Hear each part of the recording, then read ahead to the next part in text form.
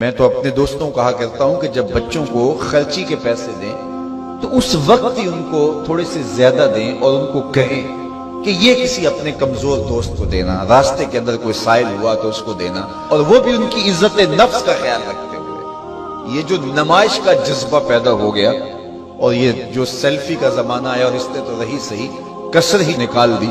وہ کسی زمانے میں کہتے تھے نیکی کر دریا میں ڈال، اور پھر وہ زمانہ آیا کہ نیکی کر اخبار میں ڈال، اور اب نیکی کر فیس بک پہ ڈال۔ اب تو وہ تقوی، وہ جو للہیت، وہ تو ختم ہوتی چلی جا رہی ہے۔ آج کل وہ اجتماعی شادیوں کا ایک رواج پیدا ہوا۔ ایک دفعہ مجبور ہو کے مجھے کہیں جانا بھی پڑا، تو وہ میرا پہلا اور آخری موقع تھا۔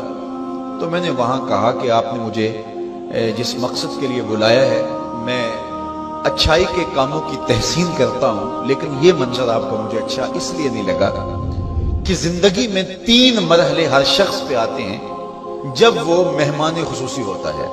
جب وہ پیدا ہوتا ہے، کالا کلوٹا بھی کیوں نہ ہو، سارے اسے دیکھنے آتے ہیں۔ جب وہ عروسی کا جوڑا پہنتا ہے، چاہے مرد ہے چاہے عورت، تو اس وقت بھی سارے لوگوں کی نگاہ کا مرکز ہوتا ہے۔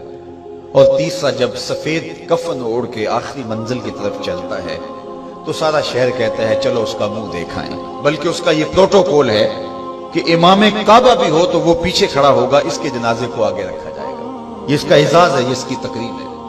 وقت کا غوث بھی ہو تو وہ بھی پیچھے کھڑا ہوگا، اس کا جنازہ آگے رکھا جائے گا، یہ اس کا اعزاز ہے۔ تو میں نے کہا یہ 3 موقع ہوتے ہیں کسی کمزور سے کمزور، غریب سے غریب، عاجز سے عاجز شخص کے لیے بھی عزت کے، اور آج آپ نے ان سے یہ موقع بھی چھین لیا کہ اسٹیج کے اوپر مخیر حضرات بیٹھے ہیں، اور ایک قطار میں بیٹیاں بیٹھی، اور ایک قطار میں جو ہے وہ دلہے بیٹھے ہیں، اور ان سب کے رشتہ دار سامنے، باراتی 20-20 40-40 لوگ آئے ہوئے ہیں۔ تو ان سب کی غربت کا ہم عملاً مذاق اڑا رہے ہیں۔ آج یہاں میں کسی کے چہرے کے اوپر خوشی نہیں دیکھ رہا۔ اگر مسکراہٹ ہے تو وہ مصنوعی مسکراہٹ ہے۔ کاش کہ ان کے ماں باپ کے گھروں میں جا کر کے تنہائی کے اندر ان کی مدد کرتے، اور یہ بیٹیاں اپنے گھر سے نکلتی اور ماجرا ہوتا۔ اب ان کی غربت کا گواہ آپ نے کتنے لوگوں کو بنایا، اور صرف اپنے اشتہار کے لیے۔ تو یہ مزاج پیدا کریں، عزت نفس نہ کسی کی مجروح ہونے دیں۔ سب سے قیمتی شے انسان کی عزت ہوتی ہے۔ کبھی آپ نے دیکھا ہو بارش پڑی ہو اور کیچڑ ہو اور کوئی بندہ پھسل کے گر جائے تو وہ بعد میں دیکھتا ہے کہ مجھے چوٹ آئی ہے کہ نہیں، پہلے یہ دیکھتا مجھے کسی نے دیکھا تو نہیں ہے۔ اس کا مطلب یہ ہے اس کو اپنی جان سے عزیز اپنی عزت ہے۔ تو مت کسی کی عزت پہ انگلی اٹھائیں، مت کسی کی تذلیل کا سبب بنے، مت کسی کی رسوائی کا ذریعہ بنے۔ لوگوں کو عزت دیں۔ جب تک غلامی موجود رہی، حضور نے فرمایا کہ جو خود کھاتے اسے کھلاؤ، جو خود پہنتے اسے پہناؤ، تو تمہارے بھائی لگتے ہیں، ان کے ساتھ حسن سلوک کرو۔ جبکہ وہ آقا کا جوتا بغیر اذن کے چھو لیتے تھے تو آقا اس پہ بھی کوڑے مارتا تھا، لیکن میرے حضور علیہ الصلوۃ والسلام معراج سے واپس پلٹتے اور کہا بلال تو کون سا نیک عمل کرتا ہے، میں نے جنت میں تیرے قدموں کی آہٹ سنی ہے۔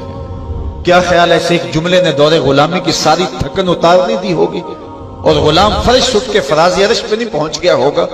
یہ عزت دی ہے۔ علامہ اقبال علیہ رحمہ نے وہ جو ابو جہل کا کعبے کے پردے کو پکڑ کے زاروں کے تار رونا ہے اور حضور کے خلاف رب سے شکایت کرنا ہے، وہ لکھا ہے۔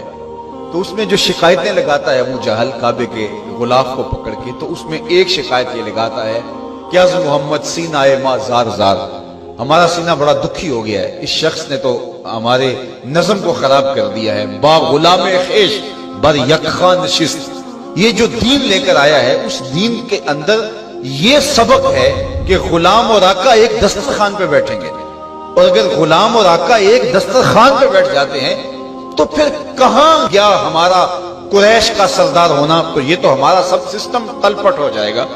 لیکن میرے حضور یہ دین لے کر آئے تھے، انسان کی بنیادی عزت کو بحال کرنا تھا۔ اور حجۃ الوداع کے موقع پر حضور نے پاؤں تلے جس طرح کسی چیز کو روندا جاتا ہے اس طرح کچلتے ہوئے فرمایا آج کے بعد میں تفاخر ختم کرتا ہوں، کسی عربی کو اجمی پر، کسی اجمی کو عربی پر کوئی فخر نہیں ہوگا، کوئی فضیلت نہیں ہوگی، نہ کالے کو گورے پر اور نہ گورے کو کالے پر۔ فضیلت کا معیار کیا ہے؟ ان اکرمکم عند اللہ اتقاکم، جو متقی ہوگا اللہ کے نزدیک وہی عزت۔